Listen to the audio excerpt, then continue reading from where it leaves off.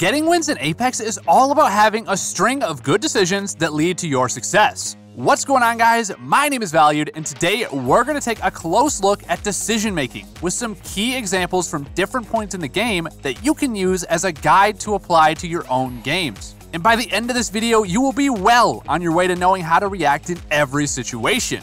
But without further ado, guys, we have a lot to cover today, so let's get right into it.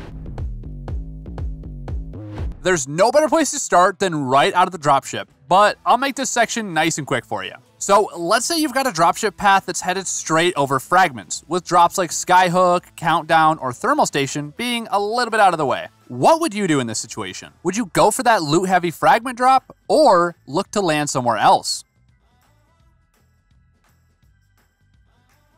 So option one, we have looting fragments. The pros of this are if you get a good chunk of east or west, you'll be pretty heavily looted, and it's centrally located on the map, making it a great place for all kinds of rotations after you finish looting. The cons, however, are it's notoriously the hottest drop on World's Edge, and in this particular game, it's also one of the easiest drops, with it being located right under the dropship.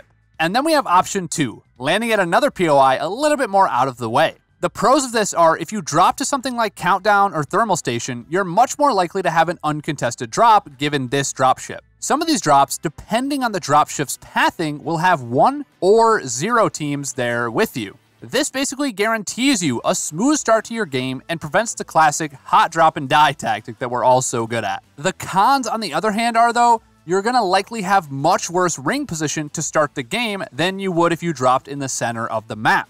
If you manage to get a safe drop, you're going to have a lot more unsafe movements you have to make around the map to prepare yourself for the later stages of the game. The best decision here, so as we've talked about in a variety of other videos, hot dropping really isn't your best bet for having quality games. This is why you should be looking to find those drop locations that are a little bit out of the way of the drop path. I'm not saying to drop 1,000 meters away where you can barely make it to the location you're headed, but because you still need to keep rotations and the rest of the game in your mind. So you don't want to be starting way out on the far edges of the map, running from the zone the whole game while you rotate in. Find yourself a spot that you think is just fun. All right, so let's say you get a nice uncontested drop at one of these more chill POIs. Whether it's staging, thermal, skyhook, it doesn't really matter. You should be looking to rotate as soon as you have enough loot. With your uncontested drop, you were able to loot fast and you're ready to move on. So in this scenario, maybe you heard some fighting in the next spot over, likely a couple squads duking it out over the area's loot, and the fight wouldn't take you towards zone, but it's not very far away.